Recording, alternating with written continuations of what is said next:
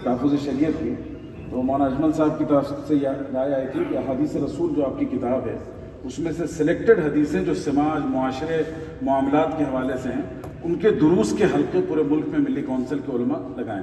तो वो निसाब आप कब बना कर देंगे? अभी कमिटमेंट कर लें, चूँकि वादा एक पूरा हो चुका है। उसके उसूल ज़ाबित वगैरह में तैयार करके ले आए, उन निसाब पे ज़रा थोड़ा काम करना पड़ेगा। बहुत शुक्रिया। इंशाल्लाह 1 महीने के अंदर, 1 महीने के अंदर आप सबके सामने कमिटमेंट कर रहे हैं, पूछिएगा इनसे। दुरुस्त कुरान के हल्के। दूसरा एक्शन, दूसरा हमारे घरेलू निज़ाम जो हमारा है, जी, अब्दुल निज़ाम, उसकी मजबूती, बहुत उसको इस्लाम के रंग में रखना। बहुत शुक्रिया। इन दोनों पॉइंट से इत्तेफाक है। मैं खुद भी चूँकि शोबे का जिम्मेदार हूँ, एक बात अर्ज़ करना चाहूँगा कि देखिए, जो पौधा होता है उसको दो तरफ से एनर्जी की ज़रूरत होती है। एक तरफ ज़मीन से, जहाँ से उसको तरी मिलती है, ताकत मिलती है, और दूसरी तरफ सूरज की शुआएं और रोशनी उसको ज़िंदगी फराहम करती है। इसी मिसाल को अगर देखा जाए तो समाज की इस्लाह के लिए टॉप और बॉटम दोनों साइड से हमें एक रहनुमाई चाहिए। बॉटम लाइन जो है वो है फैमिली सिस्टम, ख़ानदानी निज़ाम। हम 1000 तकरीरें कर लें, अगर ख़ानदान उसको सपोर्ट नहीं कर रहा है, एग्जीक्यूट नहीं कर रहा है, वो फ़िज़ा में तहरीर हो जाएगा। तो पहली चीज़ है बॉटम लाइन, ख़ानदानी निज़ाम को दुरुस्त करना, तरबियत का आगाज़ वहाँ से हो। और दूसरा जो टॉप लाइन है वो है मसाजिद के मेंबर, समाज से जुड़े हुए मौज़ूआत पर बयानात हों, मसलकी और इख्तिलाफी मौज़ूआत को छोड़कर इस्लाही और समाज की तामीरी मौज़ूआत को मुंतखब किया जाए, तब जाकर उसका इम्पैक्ट, उसका रिफ्लेक्शन आप समाज में देखेंगे। शुक्रिया। अब इसके बाद मैं दूसरा सवाल करना चाहूँगा शफीउल्लाह साहब से। समाजी हम आहंगी के लिए 2 एक्शन आइटम आपके मुताबिक जो मिली कौंसिल के लिए काबिल तनफीज़ हो, वो बता दीजिए, सिर्फ एक्शन आइटम। जी, मेरी नज़र में बेहतरीन बात यह होगी कि मिली कौंसिल से होगा, लेकिन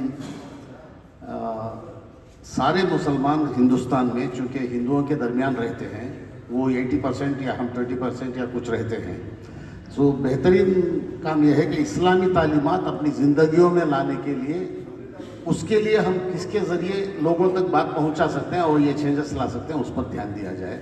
क्योंकि सारे गैर मुस्लिम ना हमारी नमाज़ों को देख रहे हैं, ना हज को देख रहे हैं, ना ज़कात को, ना रोज़े को। दीन में हमारा जो अल्लाह ताला के साथ ताल्लुक़ात का दीन है, उस तरफ उनकी निगाह नहीं है। सोशल वैल्यूज़ उनके साथ जो हम करते हैं लेन देन में, दीगर मामलात, बहुत बेहतर, उन मामलात में जो नुकसानात उन्हें पहुंचते हैं हमारी जानिब से, वो सारे इस्लाम को, सारे मुसलमानों को बदनाम करने का तो जरिया बनाते हैं। सबसे बुनियादी चीज़ है समाजी अखलाकियात को फ़रोग़ दिया जाए और इस्लामी तालीमात पर अमल किया जाए। बहुत शुक्रिया।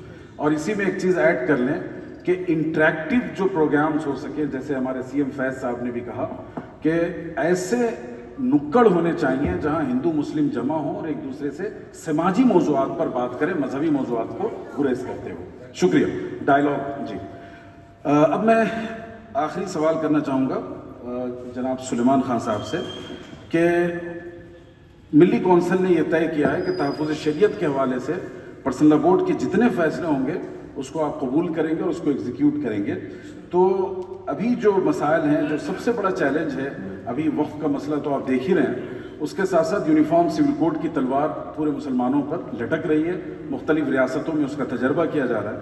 तो ऐसी सूरत में मुस्लिम पर्सनल लॉ बोर्ड से ताउन की क्या अमली सूरत आपके सामने है, क्या क्या करना चाहिए, बताइए बहुत इख्तिसार से। मुफ्ती साहब ने इशारा किया, अल्हम्दुलिल्लाह मुस्लिम पर्सनल मिली कौंसिल के दस्तूर में ये बात लिखी हुई है। शायद पूरे मुल्क में जितनी तंजीमें हैं उनमें मिली कौंसिल को ये इनफरादियत हासिल है कि इसके दस्तूर में लिखा गया कि ऑल इंडिया मिली मुस्लिम पर्सनल लॉ बोर्ड के जो फैसले होंगे, मिली कौंसिल उनको ज़मीनी सतह पर नाफिज करने की कोशिश करेगी। अल्हम्दुलिल्लाह इस ज़िम्न में काम हो रहा है और हमारे लिए ये खुशकिस्मती हमारी है कि जो बोर्ड के अहम जिम्मेदारान हैं, बल्कि हज़रत सदर मोहतरम खुद जो है मिली कौंसिल से जुड़े हुए हैं। तो जहाँ तक